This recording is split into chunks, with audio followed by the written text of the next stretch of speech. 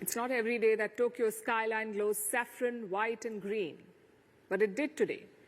The Tokyo Sky Tree lit up in the colors of the Indian flag, because Indian Prime Minister Narendra Modi is in Japan for the first bilateral visit in almost 7 years, which makes it a very special one. This is the first leg of Prime Minister Modi's two-nation tour. Tomorrow he will land in China's Tianjin for the SCO, or the Shanghai Cooperation Organization Summit. And that's where we are right now, in Tianjin, because Tianjin is the big headliner of this trip. But it's Tokyo that has set the stage. You know a Modi visit abroad by its sound. In Tokyo, the Gayatri Mantra echoed through hotel lobbies, along with folk songs from India.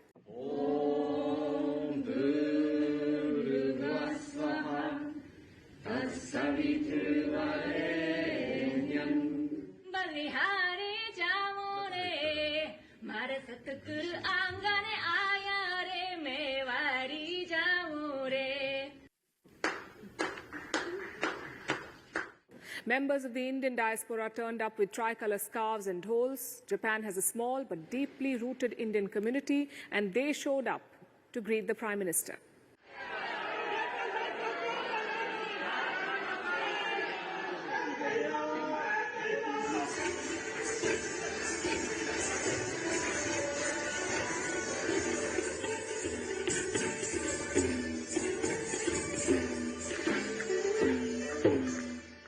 So it was colourful and vibrant. But let's not forget the context of this visit. Modi arrives in Japan just as India's relationship with Washington hits a sour note. Donald Trump's 50% tariffs have kicked in, so Tokyo smelled opportunity. Hours before Modi's plane touched down, Japan's top trade negotiator abruptly cancelled a trip to the US. Coincidence? Perhaps. But every move matters in diplomacy, and the symbolism here was loud and clear. Which brings us to the headlines. Prime Minister Modi started the morning at the India-Japan Economic Forum. Here he pointed to India's upgraded credit rating. He said the world is not just watching India, but counting on it.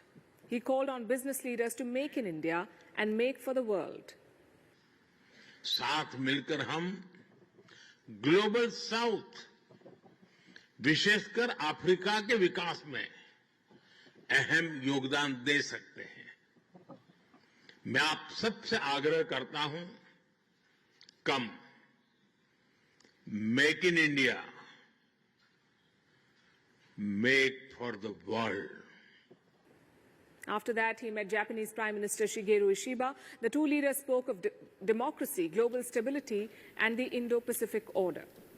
The Indian Prime Minister summed it up in one sentence. He said, India and Japan will shape the Asian century.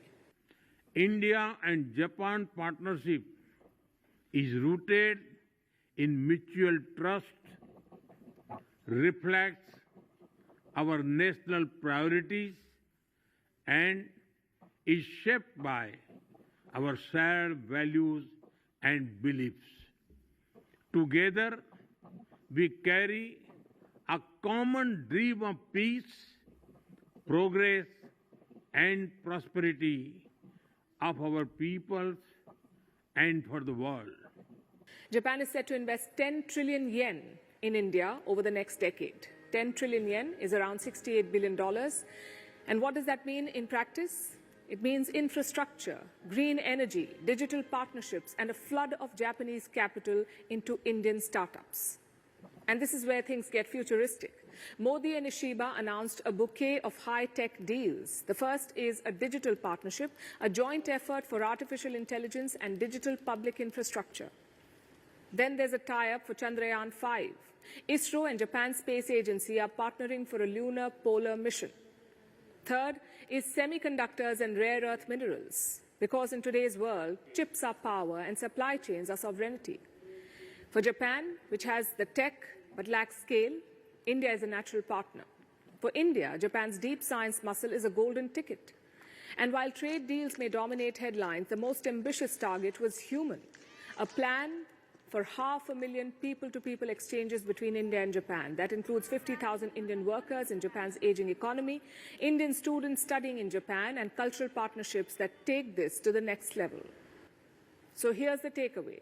Modi's Japan stopover is not just about bilateral deals, it's about repositioning India amid a turbulent world order. With Washington becoming more unreliable, Tokyo becomes a steadier anchor. The next decade of India-Japan ties is already sketched out in the 10-year joint vision, and this does not end there. From Tokyo, Prime Minister Modi will fly to China, like I said, for the SCO summit, and that too will be his first visit in 7 years, the first to China in 7 years, and we'll be tracking it here for you. As Trump's trade war rattles the world, all eyes turn to Tianjin, host of the SCO summit.